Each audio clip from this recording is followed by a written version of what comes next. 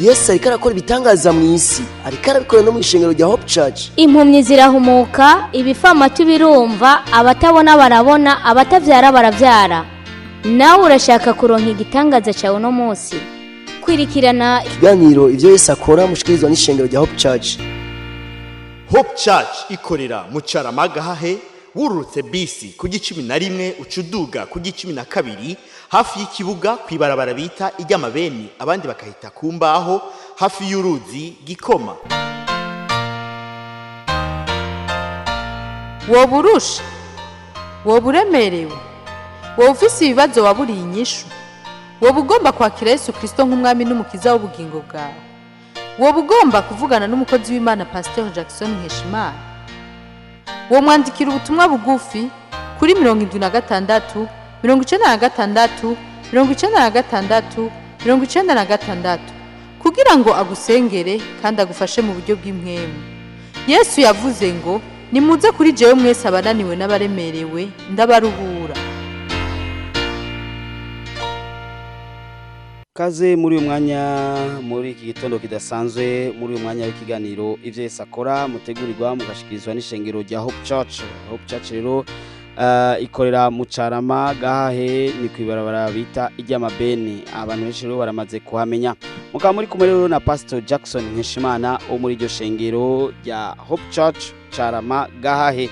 Kubatazi rero ni kwibarabara rikurikirana n'ibarabara rya 11, ni kuvuga ko nimba uje na bisi cyane nko ku muntu ava kure, bisi zirari muri ville zijya mu Carama, igusiga ku ibarabara rya 11. Kuri iryo barabara rya 11 rero ucuraba ibarabara rikurikira ni ibarabara bita iry'amabeni, abandi bakagita iryo kumbaho, ni ibarabara hafi y'uruzi Gikoma. Urihagaze ko rero ucubona ishengero Hope Church aho riri. Rero kaze muri umwanya, muri gitondo cyo kwa kane udasanzwe, wa kane Imana yaduteguriye kugira ngo ube uwa kane mwiza, uwa kane udasanzwe. Ego sikugihamana kuba wumvirije radio muri uno mwanya, nuko Imana iguteguriye ivyiza cyane. Rero mu rutonde rw'ivyo tuzagukugira muri umwanya, muri minota 30 dufise, nuko tuzaguhera ku ntahe z'ivyo Yesu ariko arakora. Yesu ariko arakora ibikomeye n'ibihambaye, ibintu bitandukanye biriko birakorerwa mu ishengero rya Hope Church aho nyene mu Caramagahahe. Abantu benshi rero tubona bariko barakira, tubona Yesu abagirira neza, abishurwa. Rero hariho intahe buri ndwi twamaturonka intahe.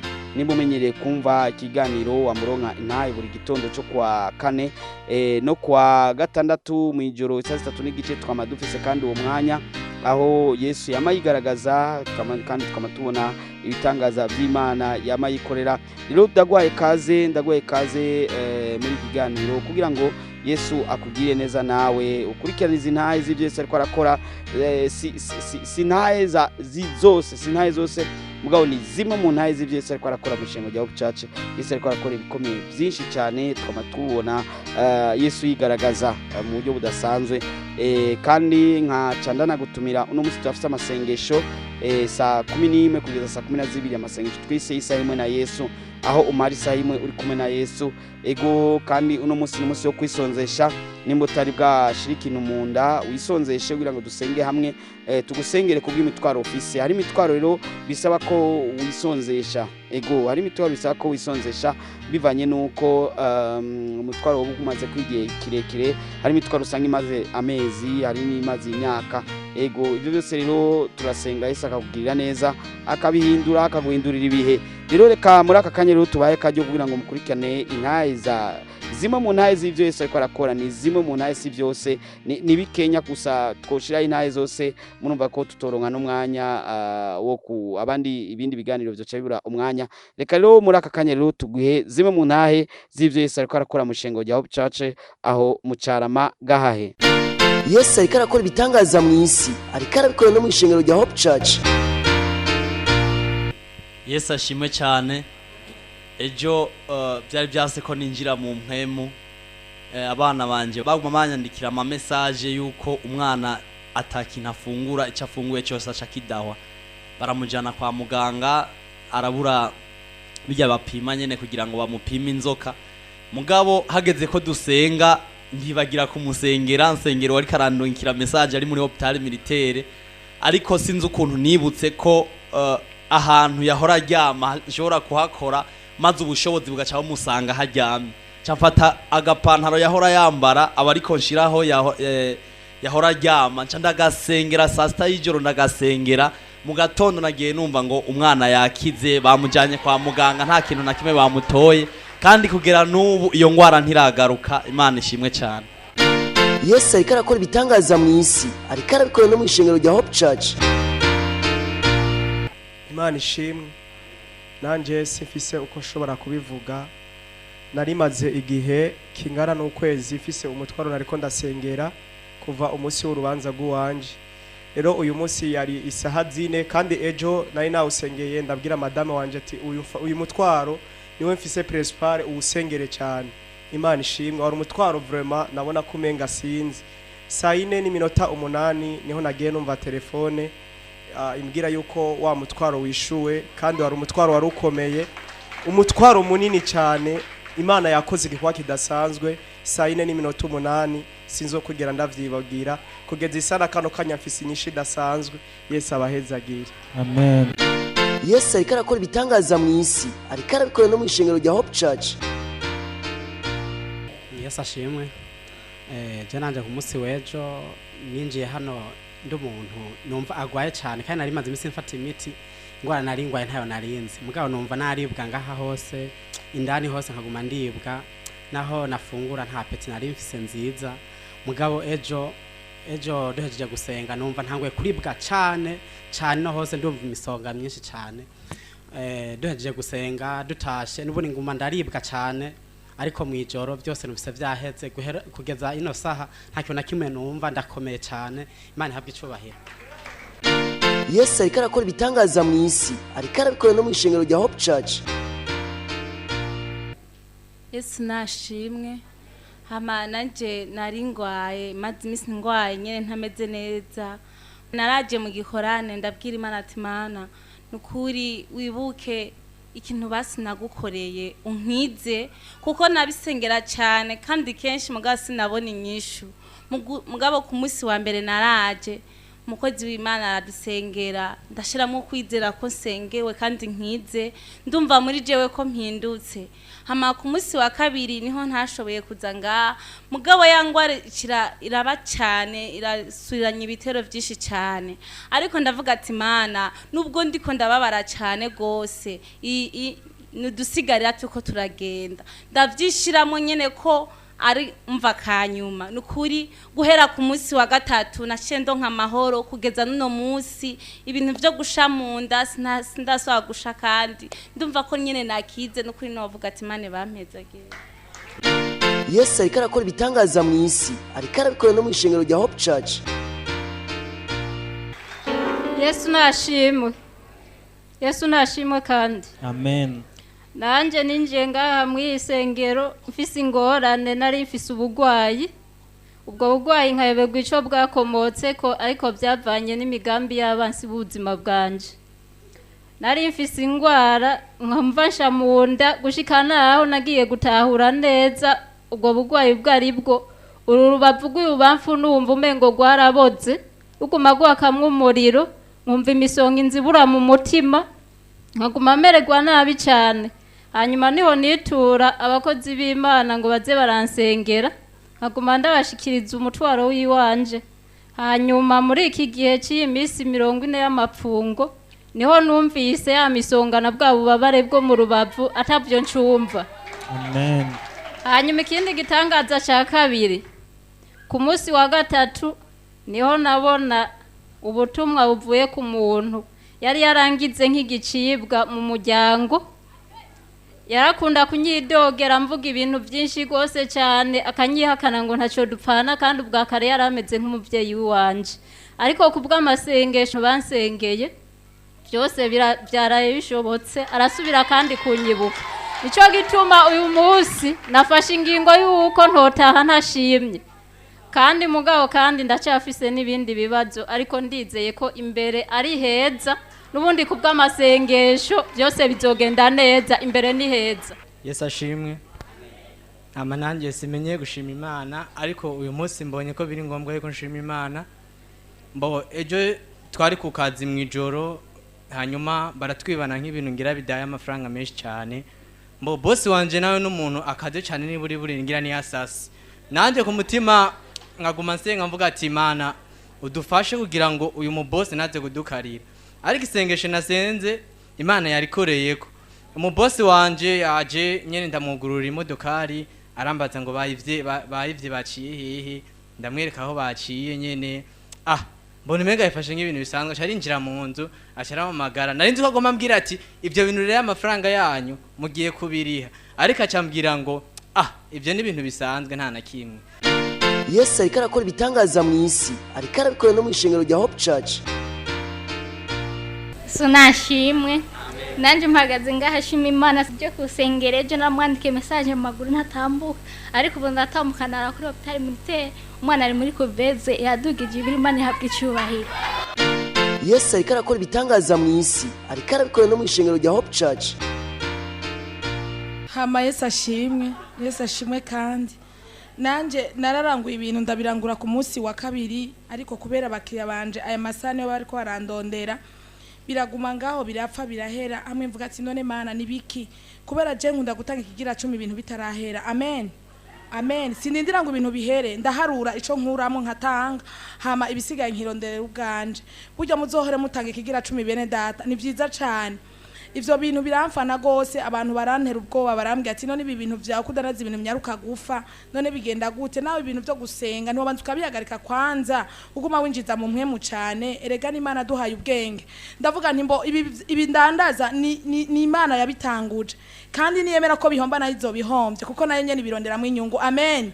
Ejo naratashe ntashe nsanga abakiriya bandindiriye. Haleluya. Amen. Haleluya. Sanga bandindiriye nyene bariko barambaza ngo nyarukumpibi ntibigeze baraba ko vyapfuye ni mu mperi yo Mana yanje amashi menshi. Yesu ariko arakora ibitangaza mu isi ariko arabikora no mu ishengero rya Hope Church.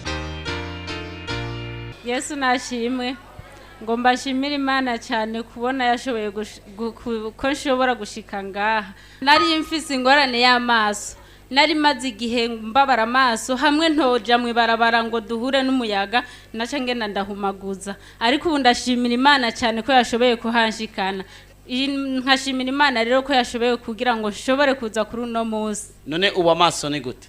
Amaso yakize cyane ndumva yuko amaso yaheze. Yesu ariko arakora ibitangaza mu isi ariko arabikora no mu ishengero rya Hope Church. Yesu ahabwa icyubahiro. Nanje ndafise ikintu Imana nkoreye ku munsi wa gatatu umunsi wa gatatu sindakivuga mu madetaye munyihanganire mugabo sinabona imbere canke inyuma ariko Imana yaciye inzira hari uyundi mutwaro nari nsanzwe ndiko ndasengera namaze kubona agacuko vyagenze neza Imana yamwijira habwa icyubahiro. Yesu ariko arakora ibitangaza mu isi ariko arabikora no mu ishengero rya Hope Church. Yesu ashimwe nanje ndishimye kuba mpagaze ngaha inyuma yaho umuduga waje wari wangonze nashimye kubera ataco nabaye kandi nari nagize agisidi komeye ariko nari nasubiye kugira shock yo mu mugongo sinari nashoboye kusubira kubivuga hanyuma ejo mpejeje gushima nza numva mu mwanya ntashe byaheze neza ndakomeye. Yesu ariko arakora ibitangaza mu isi ariko arabikora no mu ishengero rya Hope Church. Ndizera ko wumvise zimwe mu ntahe z'ivyo Yesu ariko arakora. Yesu ariko arakora ibitangaza mu isi ariko arabikora mu ishengero rya Hope Church. Turiko turabona ibitangaza byinshi cyane Yesu ariko arakora. Yesu ariko arigaragaza, Yesu ariko ariyerekana, abantu benshi bariko barabona igitangaza, bariko barabona ibitangaza. Izo ni zimwe mu ntahe z'ivyo Yesu ariko arakora muri uku kwezi, mu kwezi guheze no mu yandi mezi. Yesu yabandanije akora byinshi cyane tutorinda kuvuga. Hari n'izindi ntahe tudafata amajwi, hari n'izindi ntahe kuna kuriya Yesu yama yakoze byinshi cyane ku buryo natwe dutangara. Ego dagwaye rero kaze kuri uyu munsi wa kane. Uyu munsi nyene uno munsi nyene kwa kane isaha 11 turaza kuba dufite amasengesho. Dagwaye kaze kugira ngo nawe Yesu akugire neza, akwiteho, akubabare. Yama yabikoreye benshi cyane nta mpamvu nimwe nawe atagukorera igitangaza. Ego kuri uyu munsi wa kane turafise amasengesho aho urisonzesha ukareka kufungura, ukareka kunywa amazi, ukareka kurya ibi na biriya nukuvuga nta n'ikintu nakimushira mu nda yaba amazi yabinjya kugira ngo uyu munsi nyene wishira imbere y'Imana Imana ikukorera igitangaza ego wumvise abo Yesu yagiriye neza kandi inaye si zonyene nawe arashobora kugirira neza kandi yagiriye neza abantu benshi cyane jewe ndi ntahe canke ndi cyabona cyo gushingira intahe yuko Yesu yamakoze bikomeye byinshi cyane nakubwiye ko ari n'intahe zindi tutarinda gushira ngaha rero kuri uyu munsi wa kane urabona ko ayo masaha meza abantu benshi babavuye ku buzi saa 11 aba ari umwanya mwiza izuba ryaheze abarakanya keza urashobora kuba ubakure cyane ukavuga ati sindahamenye neza biroroshe cyane mu gisagara kubera uwo amabisi ahari n'amatelefone ahari biroroha cyane kubwa bus ufata bus ya Carama zirahari muri ville cyane ugafata moto cyangwa ugafata bajaji cyangwa taxi velo zose zirashika ufashe bus yo mu Carama igushikana kuri station Kobile bigacikata aho nyene ucuraba aho yari iraba mu kugenda no kuvuga ikatira kwibaraba rya 11 ucuja kwibaraba rikurikira benshi bita ko rya 12 ibaraba rikurikira ambaryita kandi iry'amabeni abandi bakagita iryo kumbaho aho nyene aho ucuhagarara aho nyene ucuhagarara uhagaze ucubona iburyo ishengero rirerire gutya hariho portail ya bleu yanditse ko Hope Church ego turagwaye kaze uno musi rero namasengesho twama tugira isaha imwe na Yesu dufata isaha imwe yonyene tukiyegereza Imana mu isaha imwe yonyene twama tubona ivyo Imana ikora bikomeye nidugutwara umwanya wawe w'akazi nidugutwara umwanya wawe wo gusubira inyuma kuga déplacement nidugutwara umwanya wawe ibi na biriya mu mwanya w'isaha imwe yonyene Imana yashobora gukora igitangaza ugatangara twama twabonye ibitangaza rero uze wisonzesheje uraza gufungura uvuye ngaho uhejeje gukorera igitangaza ego uno munsi rero Yesu araza kugirira neza ntugire ubwoba rero ntubure kuza kubafata amamoto canke bajaji canke taxi velo umubwira ati njana hafi kiraro ca Gikoma ati mu Carama hafi kiraro ca Gikoma kwibarabara bita iry'amabeni ego iryo barabara ry'amabeni rirazwi ni iryo barabara nyene rikurikira rya 11 abantu benshi bararizi bagita iry'amabeni abandi bakagita ngo ni kumbaho hari n'abandi bahita ngo ni ku kibuga ko turi hafi yahahoze ikintu cy'ikibuga ego hahoze ikibuga ego aho rero ndagwaye kaze kugira ngo uyu munsi ukubera umunsi ukomeye cyane ukubera umunsi udasanzwe twama dusenga no kwa Mungu kuri wa Mungu tuza dufise amasengesho guhera saa 2:30 tuza dufise umwanya wo gusengera abantu hariho abantu usanga bataravyara ego ugasanga hariho abantu bataravyara ugasanga hariho nk'umuntu usanga atararonka umugabo ugasanga hariho n'umuntu usanga afise ingwara imaze amezi imaze imyaka ugasanga hariho n'umuntu akeneye kubaka inzu ugasanga umuntu akeneye déplacement hari ibintu byinshi usanga umuntu afise mu mutwaro hari n'umuntu usanga yarafise amasezerano n'Imana ku munsi wa Mungu rero tuzosenga amasengesho yo kubohoza amasezerano y'umuntu wese ego amasezerano ufise y'umuntu wese ego ku munsi wa Mungu tuko turasenga kandi ndizera ko Yesu azokora ibitangaza kandi nawe Yesu azokugirira neza kuri wa Mungu nyene tuza dufise igikorane wa Mungu nyene bavuze ko ari Pasika tuza dufise igikorane isaha 8 igikorane c'abamama kuri wa Mungu nyene bitariki 12 muri zikizo bari Pasika tuza dufise igikorane c'abamama abakenyezi n'abigeme bageze aho tuza dufise umwigisha akomeye cyane kandi amenyere cyane ibintu byo kwigisha ni umwigisha mwiza cyane bita mama baby mugabo izina ryiwe ni Baranyikwa Nelly ni umumama azi kwigisha cyane iby'ingo kandi ingo nyinshi ziramaze gushinga intahe so bwa mbere azoba yigishije muri Hope Church ego yarigishije tugikorera mu Kigobe Hope Church yarigeze gukorera mu Kigobe yarigishije tugikorera ku Mutanga Hope Church yarigeze gukorera ku Mutanga ego cyane aho rero mama baby ni umwigisha mwiza cyane abantu benshi baramuzi kandi bamuvise benshi baca baza kwiga izo nyigisho kandi tusavye abapapa ko moha akaryo abadamu banyu kugira ngo baze kwiga izo nyigisho mubone ibihinduka mu ngo ego mama azi kwigisha neza bituma aramenya utugorane tukunze kuba mu ngo akatwigisha ko kandi ugasanga umugore bihagaze neza n'urugo ruca ruhagarara neza kuko umugore w'ubwenge yubaka urugo rwiwe w'ikijuju arusambuza amaboko yiwe rero abaca babigisha bakaba abagore b'ubwenge bashobora kubaka ingo zabo ugasanga ziko zirarama ingo zabo ziko zirakomera mutino n'abagabo bo ntacyo bo kwigishwa ego abagabo twarabateguriye igikorane cyo mu kwa gatanu mu kwa gatanu twabateguriye izuba ari dimanche ya kabiri, mu kwa gatanu twabateguriye inyigisho zabo abapapa, zizoba ari inyigisho nziza cyane, nabo nyene bizaba bafite umunsi wabo.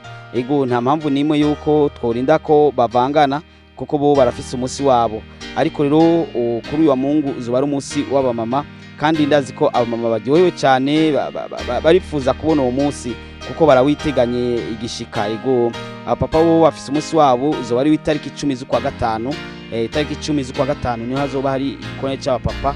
Ariko kuri uyu munsi wa Mungu, kuri uyu munsi wa Mungu w'itariki 12 ku ipasika uzoba ari umunsi w'abamama, kandi abamama rero barabyiteguriye neza cyane. Nawe nimba uri umumama cyangwa uri umwigeme mugeze, turaguhaye kaze kuri uwo munsi wa Mungu.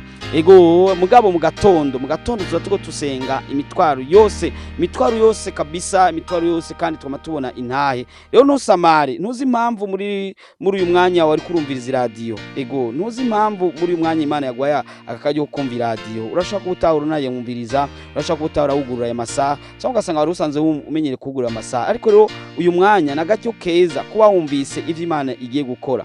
Uno munsi saa 11 ntuceregwe, ndabigusabye.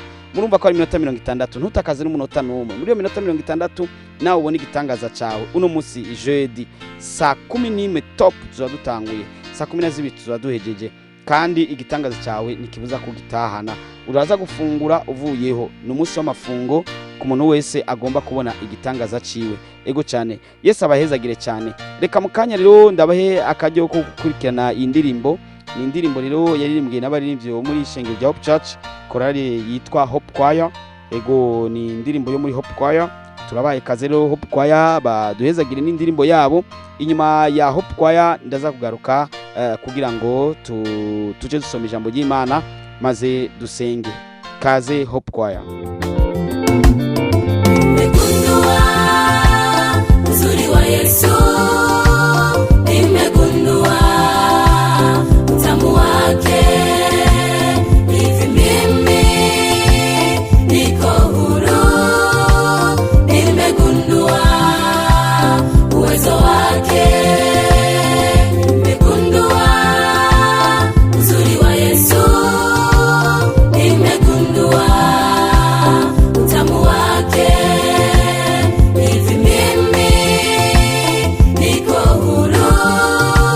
Nimegundua uwezo wake.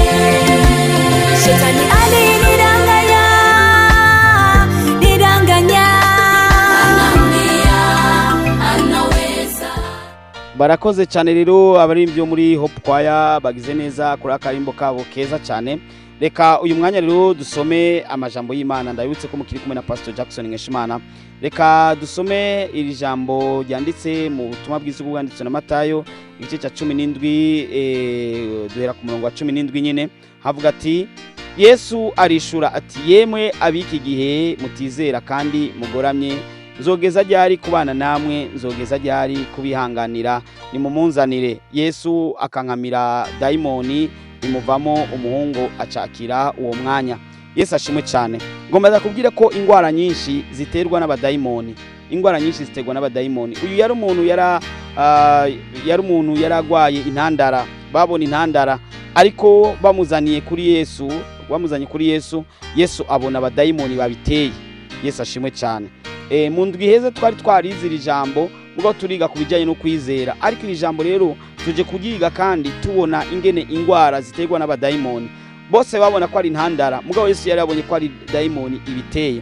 Iyo ngwara ufise irashobora kubitewe n'abadaimoni. Ego ivyo bibazo ufise bishobora kuba bitewe n'abadaimoni. Bisaba kuza uno munsi kuwa kane tugusengere abadaimoni bateze ivyo bintu bihere. No kuwa Mungu saa 2:30 tuko turasenga, tuzosengera umuntu wese afise ikibazo. Abadaimoni bateze izo ngorane. Abadaimoni barashobora kuguteza kudatera imbere. Abadaimoni barashobora kuguteza udandaza bikanga ko wunguka, ukadandaza ukabikanga kutera imbere, ukakora abandi ukabona abandi mukorana baguma batera imbere, ukarondira iyo biva niyo bijya ukabura, ukibaza ko baje biturire, ukibaza ko baje kuzimu, ukibaza ko bigenda hirya no hino. Mugabo wewe wakora kandi ukorera Imana kandi ukijije, mugabo ukabona bitari ko biratera imbere. Abana b'abadaimoni babiteza. Kwa Mungu rero tuzosenga twirukana abadaimoni nuno munsi kuwa kane.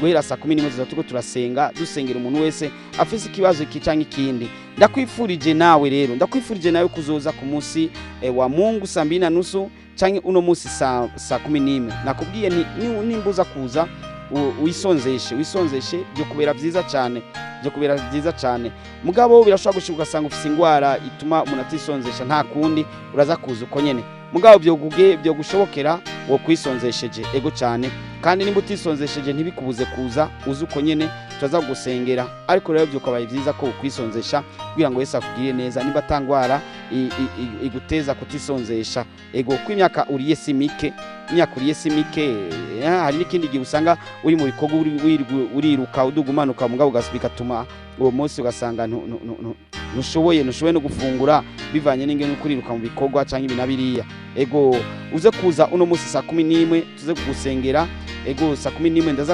ndaza gusengera aho uri hose ufate bus canke moto canke bajaj canke taxi velo canke uba mu micungararo urashaka kuza n'amaguru kandi turizera ko Yesu aza kugirira neza. Yesu akwitwararike, Yesu akube hafi, Yesu akugwanirire, aba daimoni bateze izo ngorane bahave. Reka ndagusengere, nimba ugwaye rero nibifata aho ugwaye, nimba ufise undi mutwaro ushika iganza hejuru umugabo canke nimba ufise umutwaro kandi kabugwaye ibyo byose rero birashoboka. Ufata ukuboko kumugashira hejuru ukundi kuboko ugafata aho ugwaye kugira ngo dusenge.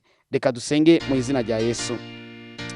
Mwami Yesu ugira neza kandi uragororotse, ndagushimiye kubw'uyu mwene data yashoboye kumviriza radio muri iki gitondo.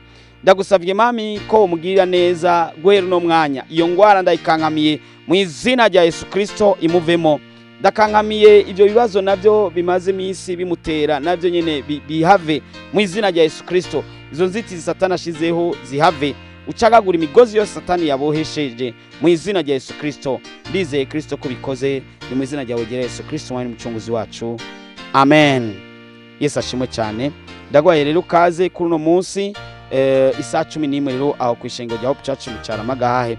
Urashaka kujuragirika, reka ndaguha nimero z'umuntu protocole asanzwe yakira abantu kugira ngo nimba utahabona neza aca kugenekereza ni 68 ubusa 9 ubusa 8 ubusa 3 68 09 08 03 68 09 08 03. Yesu arze kukugirira neza, Yesu akwiteho. Iki gitondo kibera igitondo ciza, uyu munsi uze kunguka cyane. Nimba uri umudandaza uno munsi uze kunguka cyane, ego uze kunguka cyane, vuga uti amen. Uze kunguka cyane mu izina rya Yesu. Ego nimba ukeneye byasharu bironke mu izina rya Yesu Kristo. Uyu munsi kubera umunsi wa réussite, umunsi bizagukunda bya bindi wari wifuza mugabo byiza bize gukunda. Nimba ari imigambi mibi y'ubusambanyi ni ukubesha n'ibindi ntibikunde mu izina rya Yesu, ariko imigambi myiza ikunde mu izina rya Yesu Kristo. Vuga uti amen. Nimba uja ku kazi kaze kugenda neza uno munsi mu izina rya Yesu. Nimba ufise inama ufise mu bwoba ko bahava bakuvuga nabi canke bigenda nabi, ndabihagaritse mu izina rya Yesu bize kugenda neza uyu munsi mu izina rya Yesu. Uravuga ati amen. Uyu munsi kubera umunsi wa mugisha, vuga uti amen. Uyu munsi kubera umunsi wo gutera imbere, vuga uti amen. Iki gitondo kubera igitondo ciza, vuga uti amen. Uyu munsi Satani ntakuronke mu izina rya Yesu, vuga uti amen. Ni wasohoka uze gutaha amahoro, nta accident uza kugira mu izina rya Yesu, vuga uti amen. Nta kibi na kimwe kizagushika ko mu izina rya Yesu, vuga uti amen. Ibibi byose Satani yateguye ntihagire na kimwe kigushika ko mu izina rya Yesu, vuga uti amen. Ego cyane. Yesu aguhezagire, akwitwararike, akugwanirire we n'umuryango wawe, ababaye hafi abagwanirire. Uyu munsi ubabera umunsi ukomeye cyane, maze nanje muzonshingire intahe. Yesu abahezagire, mugire igitondo ciza, mugire umunsi wa kane mwiza. Murakoze cyane. Mwari kumwe na Pastor Jackson Nkeshimana wo mu ishengero rya Hope Church. Murakoze cyane. Yesu ariko arakora ibitangaza mu isi, ariko arabikora no mu ishengero rya Hope Church. Impumyi zirahumuka, ibifamatu birumva, abatabona barabona, abatavyara baravyara. Mweje kumviriza ikiganiro ivyo Yesu akora mushikirizwa n'ishengero rya Hope Church. Hope Church ikorera mu Cyaramagahahe, wurutse bisi ku 11 ucuduga ku 12 hafi y'ikibuga kwibarabara bita ijyamabeni, abandi bakahita kumbaho hafi y'uruzi Gikoma. Woburusha, woburemerewe, wofisi ibibazo waburiye inyishu, wobugomba kwakira Yesu Kristo nk'umwami n'umukiza w'ubugingo bwawe, wobugomba kuvugana n'umukozi w'Imana Pasteur Jackson Nkeshimana, wo mwandikira ubutumwa bugufi kuri 76 96 96 96 kugira ngo agusengere kandi agufashe mu buryo bw'impwemu. Yesu yavuze ngo nimuze kuri jewe mwese abananiwe n'abaremerewe ndabaruhura